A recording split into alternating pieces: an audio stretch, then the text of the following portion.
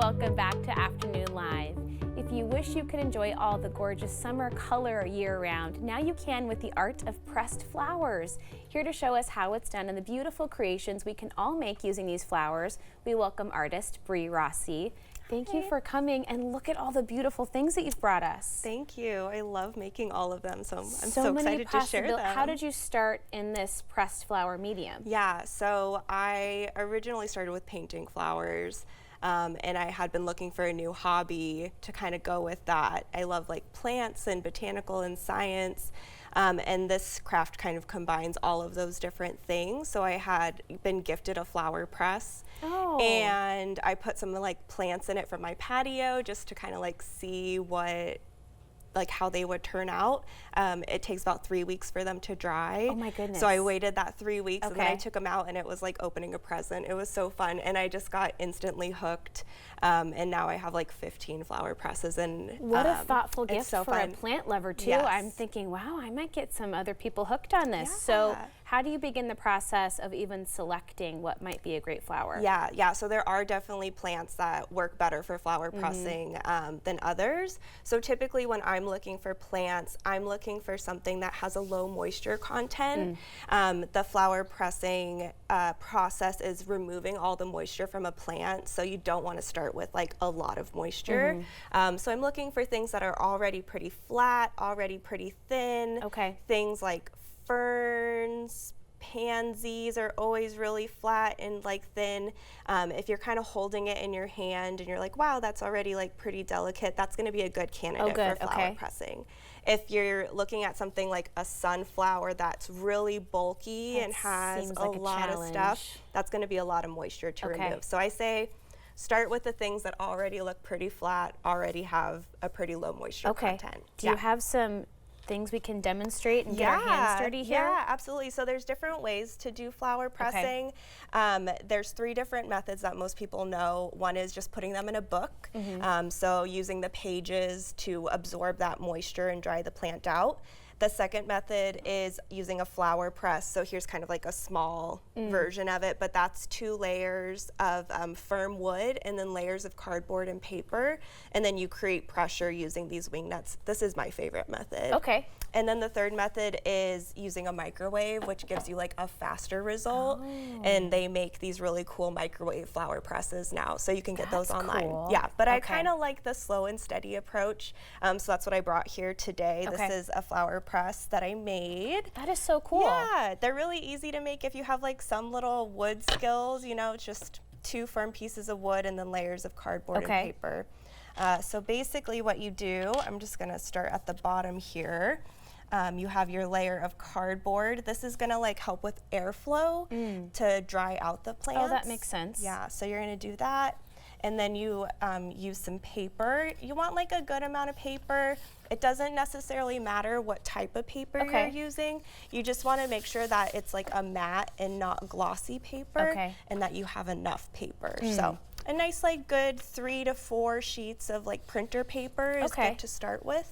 What about paper that has a little bit of texture to it? A little bit of texture might imprint on your plants, but that could be kind of cool, like a cool effect. A good experiment. Yeah, exactly. And then you just lay your flowers and plants onto the paper.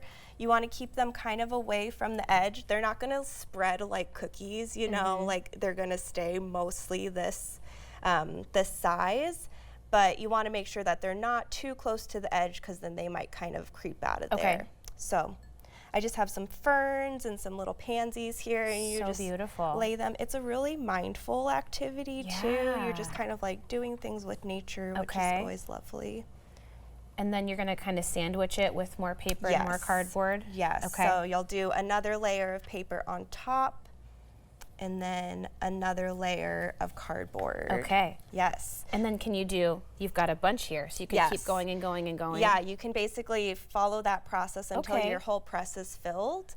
So you can really fit a lot in there, which is really fun. Yeah, because if you're going to wait a couple of weeks, Yeah. you're going to have a good payoff. There's gonna be a lot of flowers in there. Yes, yeah. So you have some over here that look beautifully pre-pressed for us. Yeah, so I thought we could do a little craft. Okay, let's do it. And there's a lot of different things that you can do with pressed flowers. They're like a really versatile medium, so you can combine them with a lot of different things. So I brought like a few items. You can put them on wood, acrylic, paper, glass. So pretty. So I thought we would make these cute little, oh my gosh, like multi-use jars. You could use it for like Let's a do pencil holder. You could use it for a little propagation station. I'm thinking that's a great back-to-school teacher gift too.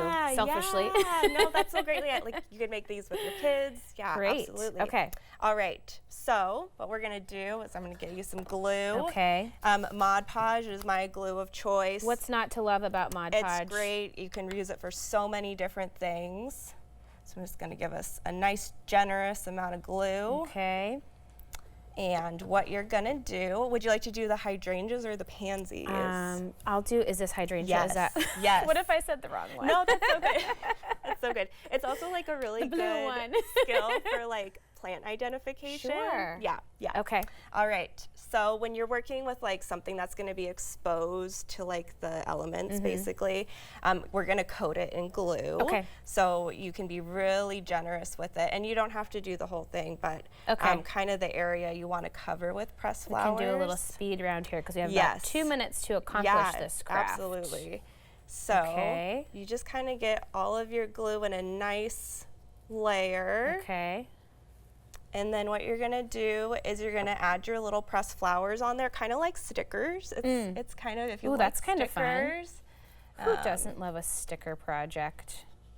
Yep, you're just gonna pick Okay. up, and then you're just gonna press them on into whatever kind of little pattern you'd like. Okay. Oh my gosh, these are so pretty. I have so many ideas now of what I could do if I had these flowers at my disposal. Yes. Okay. Yes, and you can also get already pressed flowers like online that's a good too. So if idea. you don't want to do the whole process, you can just get parts of it. Do we Mod Podge over it? We are going to Mod Podge Okay. over it, so you just make sure that all of your little Okay. petals are kind of pressed down there, and then we're going to do a generous layer on top too to seal but we it don't in. want to smush them. Yeah, I'm so you nervous. just got to be a little gentle. Okay. They're almost like a tissue paper texture, so if you kind of think of that, There you go. you kind of know how delicate. We're doing a little paper be- mache project. Yeah, exactly. Okay, I can see the vision for when this is going to dry and be so gorgeous. Yes, yeah. So you can be really generous with the glue because it's just going to dry Yeah. clear, so you don't have Trust to the worry. process. Exactly. Thank you so exactly. much. This Thank was so you. fun. You brought us such beautiful things. We will have more information on our website at katu.com. We'll be right back with more Afternoon Live right after this. Okay, keep working on it.